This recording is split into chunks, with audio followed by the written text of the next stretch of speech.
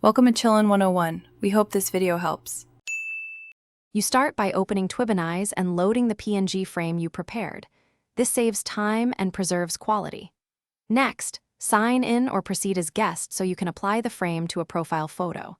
Choose an existing campaign or click Create Campaign. This determines sharing options and visibility. Once the canvas appears, make sure the image and frame are roughly aligned. You will refine placement in the next step because accurate alignment keeps faces centered and frames proportional.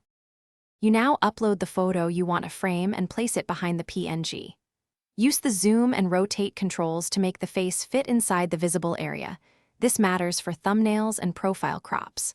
Once you resize, drag both photo and frame until eyes and chin sit comfortably within margins. This avoids odd cropping later.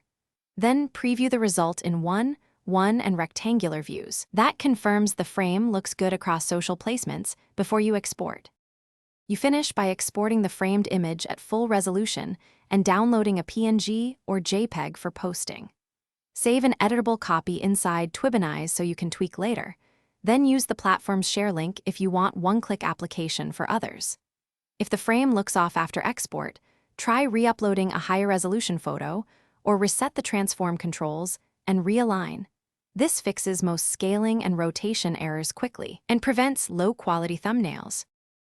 Thanks for watching. Consider subscribing if we helped you.